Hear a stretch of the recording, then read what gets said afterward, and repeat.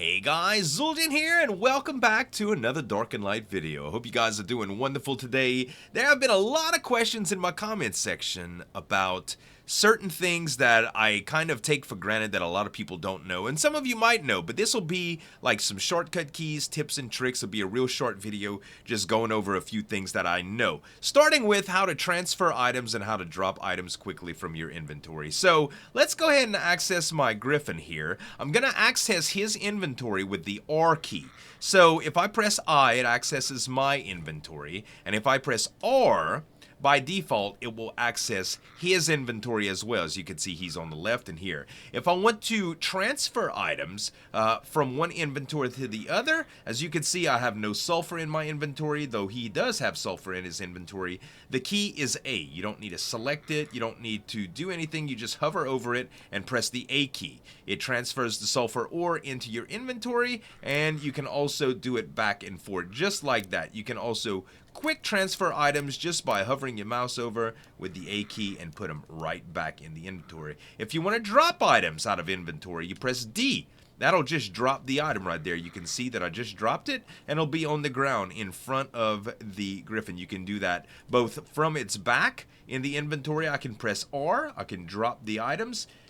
You'll see that the stone is now in front of him, and there it is right there. You can also do this from your inventory very, very easily as well. If I want to drop this stone, it just appears right in front of me there. So that's the shortcut keys that I know. I've been using a mouse clicker from Razer Synapse. A lot of people ask me about how I feed my animals so fast. So you can just hold any button, like my apple's a shortcut right here. So I'm just holding 0 right now and just eats them quickly. But if you want to speed feed your animals, for instance, to gain health quickly, you can see how his health is 1898. But this goes down pretty rapidly when you're fighting. I'm using Razer Synapse, but there's a bunch of auto clickers out there. They're pretty easy to find. And Razer Synapse just allows you to map a macro to one of your mouse buttons. In this case, it's mouse 5, which is a thumb mouse button.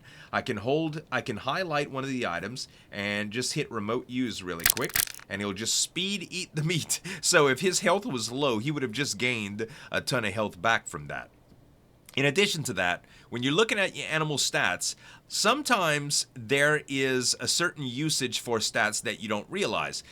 There's some comments and some debate about whether mana is useful on some animals, and the question is yes. On most animals, attacks is taken from stamina, but on a Griffin, for instance, attacks come from stamina and mana. So if I am actively attacking a creature with a Griffin, let me just find something here. I don't think it does it if I'm just attacking straight out. Let's see. I'm just spam clicking right here. Now you can see his mana is 360. I'm gonna spam click a little bit more. And it's still 360, alright? So let's go find something to actually attack, and we'll see if this number goes down or not. Which it will. I already know the answer to this, but I just want to prove it to some people that seem to have a little bit of debate. So you can see here, I'm hitting him over and over again. I probably hit him about 5 or 6 times now, and you can see that my mana's 348. Okay, so it has to do with the amount of damage that you exert. Alright. Now you can see that we have 252 mana. Now, this will go back up as soon as I land and just kind of relax. Also, the Griffins and some other creatures have bugs. Now you can see the mana just went right back up. Some of the Griffins and some of the other flyers have some bugs that when you won't stop, it won't stop walking. So you can land, and you can see here that he continues. Well, not that time. Sometimes he'll continue to want to walk. You can either try to fly and land again, or you can press E twice. So you can see how he's walking. If I let off, he's going to continue walking. But if I mount him again, he'll stop.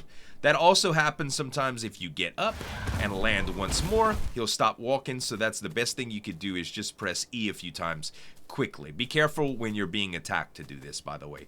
Sometimes the bug is actually beneficial because you can do things while moving away from something that you're taming, for instance. Something will be following behind you and your bird will keep doing. You can get off of your bird and actually do stuff like craft or cast a heal spell or light spell or any of those things. So some spells are available to cast from the mount, such as light. As you can see, I'm not getting off my mount to do this. But heal will not activate unless you're off the saddle. I don't have a heal spell active right now, but it's pretty self-explanatory. There is another little trick I'd like to show you quickly. If you were to use torchlight for anything, there's a couple different types of torchlight. A lot of people have seen my blue torches in videos and it's like, see, how do you get your torches to light blue? Well, that's pretty simple. You burn a different substance in them. Now, I haven't tried a whole different amount of substances, but I can tell you that straw and wood burn the same. If I go with wood and light the fire, you'll see that it turns orange. It's a little bit hard to see now, but it's a regular old red flame. I'm going to go inside to show this to you because the demonstration is a little bit darker on the inside. If you burn bone, you get blue torchlight. So let me go ahead and drop down here. You can see that I have a torch that's burning blue right here. So all of my excess bones usually go into here. And it's just simple. You just put bones in them, light the torch, and it's blue. Nothing special at all. It just works like that.